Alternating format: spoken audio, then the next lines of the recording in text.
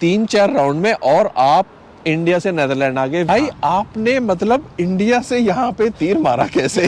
वो भी बहुत अच्छी कंपनी में, direct, without any agent, without anything. यानी स्टोरी ऐसे स्टार्ट होती है कि मैंने एक जॉब देखी, उसके बाद फिर एक इंटरव्यू प्रोसेस स्टार्ट हुआ था। 3 से 4 राउंड थे उसके अंदर। काफी लोगों के कमेंट आते हैं मुझे कि भाई इंडिया से नेदरलैंड में जॉब मिलना बहुत टफ है। यानी काफी लोग हैं जो ट्राई कर रहे हैं, जिनको इंडिया से जॉब नहीं मिलती है। कई बार वीजा का इश्यू होता है, कई बार स्किल का इश्यू होता है। लेकिन आज मैं आपको मिलाने जा रहा हूं एक शख्स से, इंडिया से हैं और यहाँ पे आके उन्होंने एस्टेब्लिश्ड कंपनी में जॉब ली है, वो भी इंडिया से। एक रियल सक्सेस स्टोरी।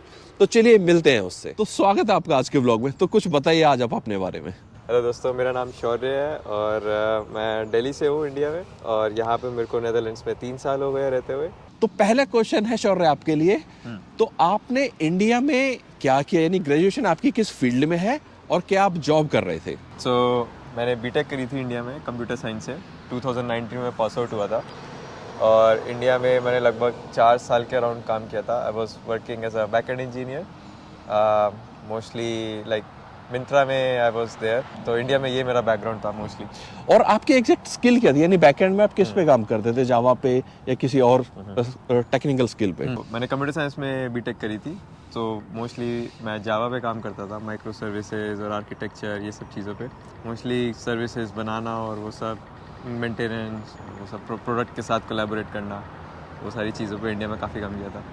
तो अब बात करते हैं इम्पोर्टेंट क्वेश्चन पे कि भाई आपने मतलब इंडिया से यहाँ पे तीर मारा कैसे? वो भी बहुत अच्छी कंपनी में, यानी इंडिया से direct, without any agent, without anything. यानी बाकी लोगों के लिए हम जानना चाहेंगे आपने कैसे अप्रोच किया? स्टोरी ऐसे स्टार्ट होती है कि मेरा एक लाइक पिछली कंपनी में I was working in delivery. तो वहाँ पे एक मेरा कॉलीग था, वो booking.com एम्स्टर्डम में जॉब कर रहा था। तो मैंने उसको अप्रोच किया, मैंने एक जॉब देखी काफ़ी जो रेलेवेंट थी मेरे प्रोफाइल के हिसाब से। मैंने उससे अप्रोच किया और बोला कि मेरे को रेफ़र कर दे, और फिर उसने मेरे को रेफरल दिया। उसके बाद फिर एक इंटरव्यू प्रोसेस स्टार्ट हुआ था, जो कि लगभग 3 से 4 राउंड थे उसके अंदर। और काफ़ी थोड़ा सा लंबा प्रोसेस है, लाइक इंटरव्यू होने में, और उसके बाद वीज़ा एप्लीकेशन प्रोसेस वो भी है। लेकिन ये सब कंपनी मैनेज करती है, तो वो प्रोसेस काफ़ी स्मूथ होता है। यानी 3-4 राउंड में और आप इंडिया से नेदरलैंड आ गए without any kind of fake things, without any false promises. हाँ जी। तो देखिए, जो भी लोग जानना चाहते हैं, तो मैं जैसे अक्सर कहता हूं कि रेफरल काफी मैटर करता है। आप लिंक्डइन पे जाइए, आप Indeed.com पे जाइए, देखिए आपके कोई फ्रेंड्स वहां पे काम कर रहे हैं क्या, फिर आप उनसे बोलिए कि अगर वहां कोई ओपनिंग है तो वो जस्ट रेफर कर सकते हैं। और मैंने हमेशा बोला कि रेफरेंस का मतलब जॉब नहीं होता। रेफरेंस है वो एक छोटी सी खिड़की है या छोटा सा दरवाजा है जो आपको कोई दिखा देगा। चल के आपको जाना है, वो आपकी मेहनत है, वो दरवाजा सक्सेस का आपको खोलना है। तो आपको कैसा लग रहा है? यानी अब आपको ऑलमोस्ट 3 साल हो गए यहाँ पे जॉब करते हुए, कैसा एटमॉस्फेयर है? क्या आपको चेंज लगा इंडिया में और यहाँ के वर्क कल्चर में? इंडिया में मैंने 4 साल के अराउंड काम किया था। तो सबसे बड़ी जो बेनिफिट है यहाँ पे, वो 9 to 5 स्ट्रिक्ट फॉलो करते हैं। तो वर्क इज़ वर्क, और उसके बाद आपके पास सफिशिएंट टाइम है, आप कुछ भी कर सकते हैं। लाइक डांस कर सकते हो, जिम जा सकते हो, कुछ भी आपको जो एक्टिविटी है। वर्क लाइफ बैलेंस बहुत अच्छा है, कोई 5 बजे के बाद आपको बॉदर नहीं करता है, प्रोवाइडेड आप अपना काम टाइम पे करते हो। यस। और वीकेंड पे भी आपको कोई परेशान नहीं करेगा। इंडिया में जनरली जब मैं करता था काम, तो मोस्टली 9 बजे तक काम करना पड़ता था। इवन मैनेजर्स कभी कॉल कर देते थे। यहाँ पे एक सबसे अच्छी चीज़ जो ये, आपको कोई भी आपके प्राइवेट नंबर पे कॉल नहीं करेगा। तो इंडिया में एक ये कल्चर है कि आपके प्राइवेट नंबर पे कॉल कर देते थे। और उसके अलावा आई थिंक वीकेंड्स, ट्रूली आपके वीकेंड्स ही रहते हैं, कुछ स्ट्रेस नहीं होता वर्क का। तो environment as a working professional Netherlands, I think in whole Europe in general अच्छा है। और I think but Netherlands country काफ़ी अच्छी है, कंसिडरिंग आप इंडिया से आते हो तो आपको लैंग्वेज प्रॉब्लम इतनी फेस नहीं करनी पड़ती यहाँ पे। काफी लोग कहते हैं कि यहाँ पे मतलब डच सीखनी जरूरी है क्या? आप जॉब कर रहे हो तो ऐसा कुछ है क्या? मोस्ट ऑफ द कंपनीज में नहीं पड़ती ज़रूरत। लाइक जो लेट्स से यहाँ की गवर्नमेंट कंपनीज है, वहाँ पे आपको डच सीखनी पड़ेगी। लेकिन जो ऐसे प्राइवेट कंपनीज होती है, वहाँ पे बिल्कुल ज़रूरत नहीं है। और यहाँ के जो लोग हैं वो भी काफ़ी अच्छी इंग्लिश बोलते हैं। आईटी में जनरली जरूरत नहीं है, लेकिन आप कस्टमर फेसिंग हो तो शायद आपको हो सकता है, आप बिजनेस में हो या फिर आपको हायर मैनेजमेंट से बात करना, तो आपको डच आनी चाहिए। बिल्कुल सही कह रहे हैं।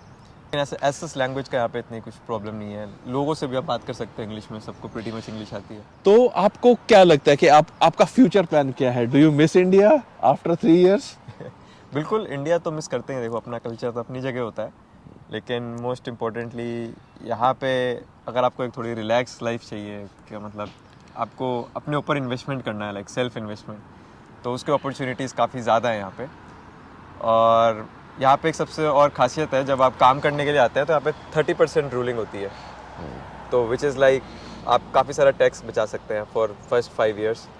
तो आई थिंक पहले 5 साल तो आई वुड रिकमेंड कि यहाँ पे एटलीस्ट स्टे करें, तो you can save, you can see your self, और उसके बाद आगे कुछ प्लान कर सकते हैं। फॉर मी अभी तो आई थिंक फॉर पहले 5 साल तो मैं यहीं पे हूँ। तो नेदरलैंड आपको ओवरऑल कैसा लग रहा है घूमने के लिए? कहीं बाहर गए क्या? EU पूरा खुल जाता है आपके घूमने के लिए, आपको कहीं वीजा नहीं चाहिए, 28 घंटे में आप आराम से घूम सकते हो। यस, ये काफ़ी बड़ा एडवांटेज है अगर आप नेदरलैंड्स में हो, इवन कोई भी यूरोपियन कंट्री में आप कहीं भी घूम सकते हो। टूरिज्म के लिए इज़ परफेक्ट। आपके पास कहते हैं डायलॉग कि Europe is a garden, everything else is a jungle, तो सही में गार्डन है, बहुत सुंदर है। और मैं समझता हूँ कि रहने के हिसाब से नेदरलैंड्स इज़ नाइस, क्योंकि लैंग्वेज बैरियर आपको इतना यहाँ पे नहीं आएगा। बाकी कंट्रीज में जब मैं घूमने जाता हूँ, लेट्स से फ्रांस और कहीं भी, वहाँ पे प्रॉब्लम लगता है। तो वो थोड़ा कम्युनिकेशन गैप है, लेकिन यहाँ पे कोई कुछ इशू नहीं है। तो देखिए, आप इंडिया से हो, नॉर्थ से हो, तो खाने पीने का आप कैसे मैनेज करते हो यहाँ पे? बिल्कुल, अगर आप सोच रहे हो नॉर्थ इंडिया वाला टेस्ट यहाँ पे मुश्किल ही मिलेगा, मेरे को लगता है मिलेगा ही नहीं। और आप तो वैसे भी दिल्ली से हो, तो वो तो वैसे नहीं मिलेगा। बिल्कुल। और अगर आप यहाँ पे आ रहे हो तो मैं करूँगा कि थोड़ी कुकिंग सीख के आओ और थोड़े अपने मसाले वसाले इंडिया से भर के लेके आओ। Good advice. तो मैं जब भी इंडिया जाता हूँ काफ़ी मसाले लेके आता हूँ अपने साथ, और आई थिंक खुद ही बनाता हूँ खाना।